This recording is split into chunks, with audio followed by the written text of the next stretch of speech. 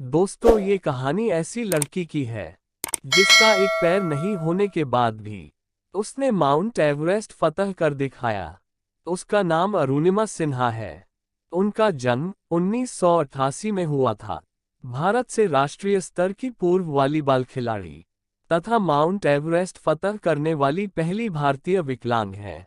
तो चलिए जानते हैं उस बहादुर लड़की के बारे में। अरुणिमा सिन्हा का जन्म सन 1988 में उत्तर प्रदेश के सुल्तानपुर में हुआ। अरुणिमा की रुचि बचपन से ही स्पोर्ट्स में रही। वह एक नेशनल वॉलीबॉल प्लेयर भी थी।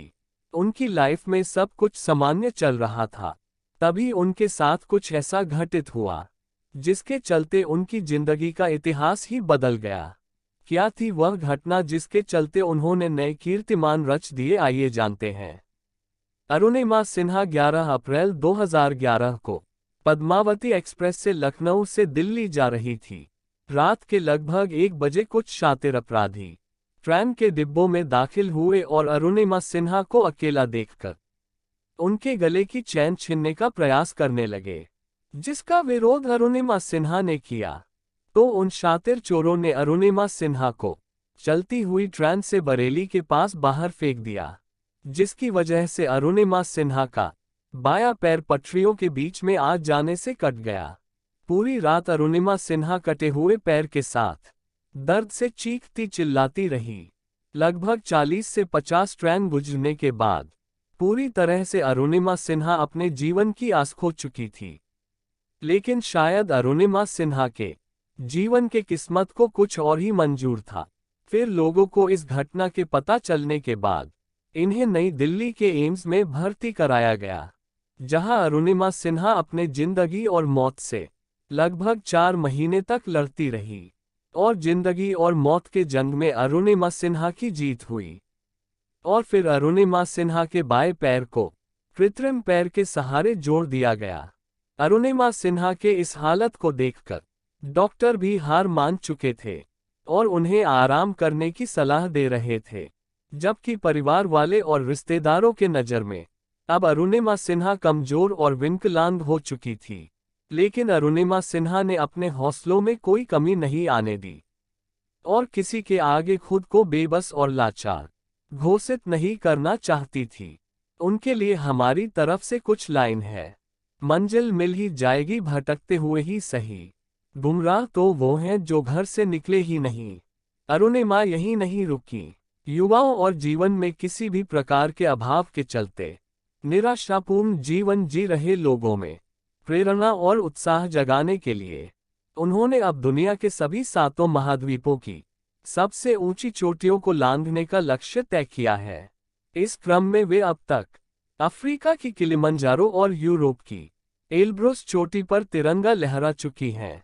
दोस्तों, अरुणिमा अगर हार मानकर और लाचार होकर घर पर बैठ जाती तो आज वह अपने घर परिवार के लोगों पर बोझ होती।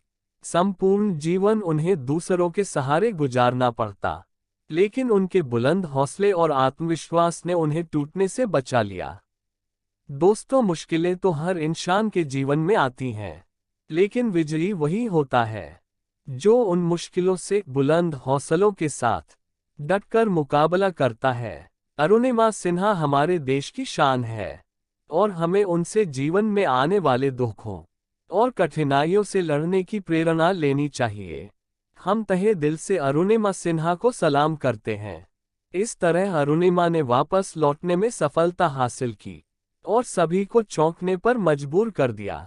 अरुणिमा ने साबित कर दिया कि अगर इंसान सच्चे दिल से चाहे तो क्या कुछ नहीं कर सकता, चाहे वह औरत हो या आदमी या फिर कोई विकलांग। अरुणिमा का कहना है कि इंसान शरीर से विकलांग नहीं होता, बल्कि मानसिकता से विकलांग होता है।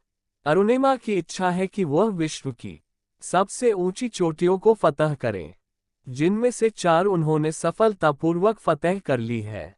अपराधियों द्वारा चलती ट्रेन से फेंक दिए जाने के कारण एक पैर गंवा चुकने के बावजूद अरुणिमा ने गजब के साहस का परिचय देते हुए 21 मई 2013 को दुनिया की सबसे ऊंची चोटी माउंट एवरेस्ट 29,028 फुट को फतह कर एक नया इतिहास रचते हुए ऐसा करने वाली पहली विकलांग भारतीय महिला होने का रिकॉर्ड अपने नाम कर लिया। ट्रेन दुर्घटना से पूर्व उन्होंने कई राष्ट्रीय प्रतियोगिताओं में राज्य की वॉलीबॉल और फुटबॉल टीमों में प्रतिनिधित्व किया है। उत्तर प्रदेश में सुल्तानपुर जिले के भारत भारती संस्थान ने दुनिया की सबसे ऊंची चोटी माउंट एवरेस्ट पर तिरंगा फहराने वाली इस विकलांग महिला को सुल्तानपुर रत्न अवार्ड से सम्मानित किए जाने की घोषणा की। सन 2016 में अरुणिमा सिन्हा को अंबेडकर नगर रत्न पुरस्कार से अंबेडकर नगर महोत्सव समिति की तरफ से नवाजा गया। अरुणिमा सिन्हा के मोटिवेशनल शब्द, अभी तो इस बाज की असली उड़ान बाकी है, अभी तो इस परिंदे का इम्तिहान बाकी है, अभी अभी तो मैंने लांघा है समंदरों को, अभी तो पूरा आसमान बाकी है। दोस्तों, उम्मीद करता हूँ आपको ये स्टोरी अच्छी लगी होगी। वीडियो अच्छी लगी तो लाइक कीजिए और अपने दोस्त को शेयर कीजिए और ऐसी ही प्रेरणादायक कहानियों के लिए हमारे चैनल को सब्सक्राइब कीजिए।